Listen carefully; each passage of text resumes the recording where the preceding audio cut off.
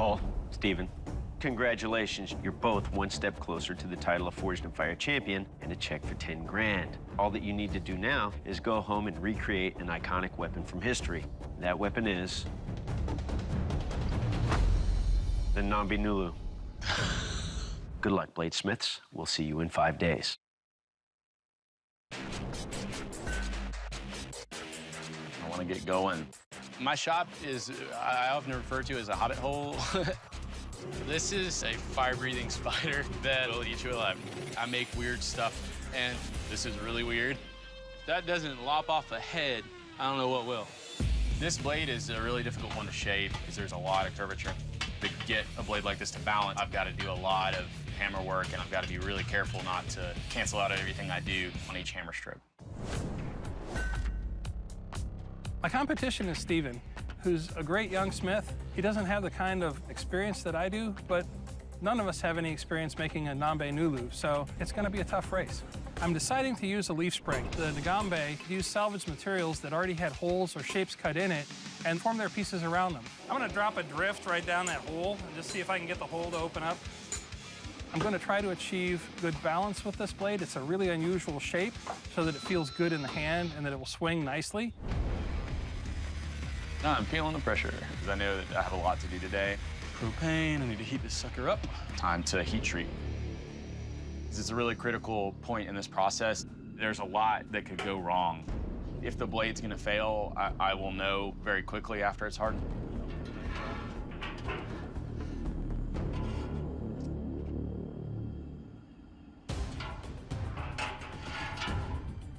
There is a warp. It's in the main section of the blade. If I try to straighten it and it cracks, I'm in trouble. Ugh. Today, I'm going to have to heat treat. I'll pretty much have to widen the whole top. I hate to take the time to carve up my heat treat furnace, but I really don't have any other options at this point. I'm feeling pretty nervous right now. There's a lot that could go wrong. I could get a really bad warp, or the blade could fail to harden, and I'd have to start the process over again. Man, I hope that that's not like an omen right there. Oh, hell, I'm gonna go for it. That's good.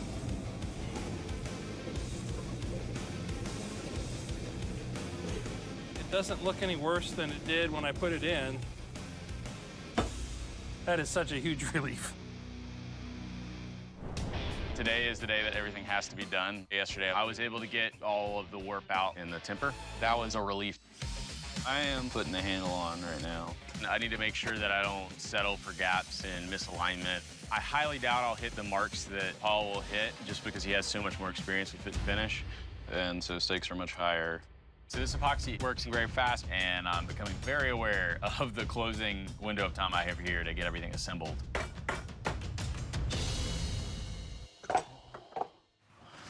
Oh. I cracked the last piece in the handle. A mistake has been made. There's no going back. I have just enough of African blackwood to replace my last piece on my handle. At this point, time is really precious. When I make knives, I try and pay attention to the small details. I'll take the nickname Captain Meticulous. The first thing I'm getting at this morning are the globes that are a required element on the end of the handle. The globes could be thought of as a really large pommel. They're using wood instead of metal as a counterweight. That'll make it really accurate to the Ngombe Ngulu. Got scales cut. I made a weighted pommel nut to put on to the very end so that I can dial in the balance. I'm adding a leather spacer, which will act like a cushion. This will all dampen vibration like a shock absorber. The last detail is doing the leather handle wrap. It's gonna be a great grip. So this is a 1-inch thick manila rope. It's a standard test for a lot of knife edge stuff. The worst case scenario would be to find out that my edge doesn't hold up. Go about like that, something like that could send me home. And here we go. And that is a pass. Bladesmiths, welcome back to the forge. You've had 5 days at your home forges to work on your finale weapons. You know what's next, the weapons test. Dave? Gentlemen, this is the sharpness test. To test the sharpness of your blades, I'll be cutting into our cane man here. Paul, you ready? Yes, I feel good. I know that the geometry behind my edge is thin and convex, so it should cut through the cane very well.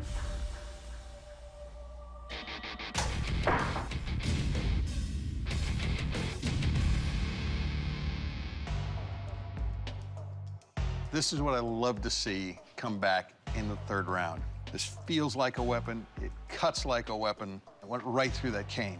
You nailed it. Thank you. All right, Stephen, you ready for this? Yes, sir.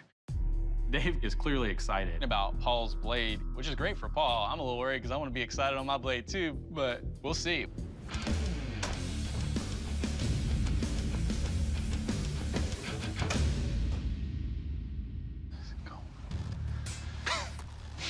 Your weapon, same weapon, different feel. It's a different weight, it's a different balance, but the cuts, you can see it just passed right through. There wasn't any resistance on that cane. Nicely done. That felt really good to hear. Never expected to make it this far based on how round one went. And it just feels good to have made something that's effective. Gentlemen, to test the strength and durability of your blades, I'm going to chop into these clay pots. This is not about what your blades do to the pots, but what these pots can do to your blades. Paul, you're up first. Hitting something as hard as a clay pot, I don't have any idea what it's going to do to my edge.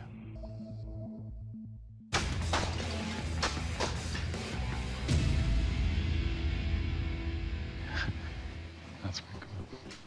The balance is really nice on this. It's heavy where it needs to be heavy. When you're swinging it, you know where it's going. Right? There's a slight roll on the edge of your blade right here that I can get a fingernail on that. Everything down at the handle and the guard are still tight. Yeah, other than that one roll, seems to have held up well. All right, Stephen, it's your turn. You ready for this? Yes, sir. Okay.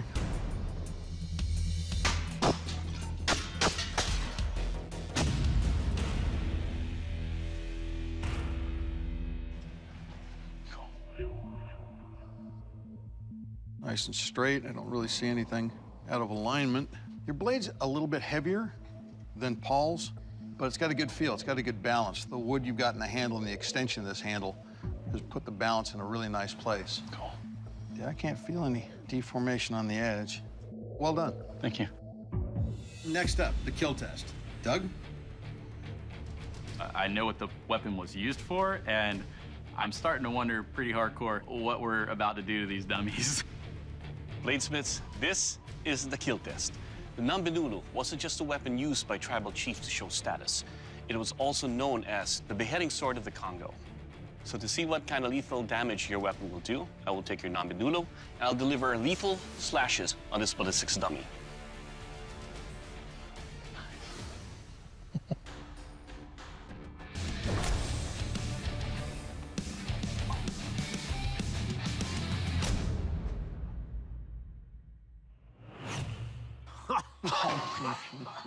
Oh my God. That was badass. All right, Paul, let's talk about your Ngombe Ngulu. It feels good in the hand. It's got a razor's edge here that, upon its initial delivery into the gut, that dug in deep all the way into the bowel. Yeah. Now, for its intended purpose of going up to decapitate the head, well, come on, it's got no head, it's dead. Your weapon will kill. Thank you. All right, Stephen, it's your turn. You ready? Yes, sir.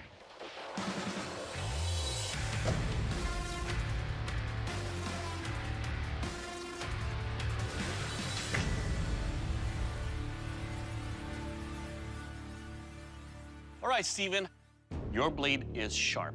It lacerated all the way into the bowels. But you can see that cut through the jaw and all the way through the head. The wood that you have here, it's smooth, but it's the index here that you have for that. The way you have it flattened out and avoid that feels good in the hand. Yes, sir. And it will kill. Thanks. Paul, Stephen, the judge's deliberation is complete. The Forged in Fire champion is...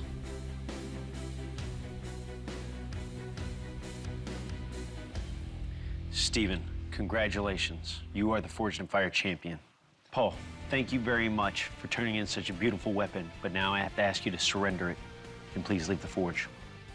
I certainly accept the judge's decision. First thing I'm going to do when I get home is clean my shop and get on with what I usually make. Stephen, congratulations. You are the Forged in Fire champion and will be receiving a check for 10 grand. How do you feel? I feel great. It's a little surreal. I damn well proved what I came here to prove. I am creative and that I can make a functional weapon and that you don't have to be the most experienced. If you put your heart into stuff, things, can turn out well. It was fun as hell and I'm glad that I came out on top.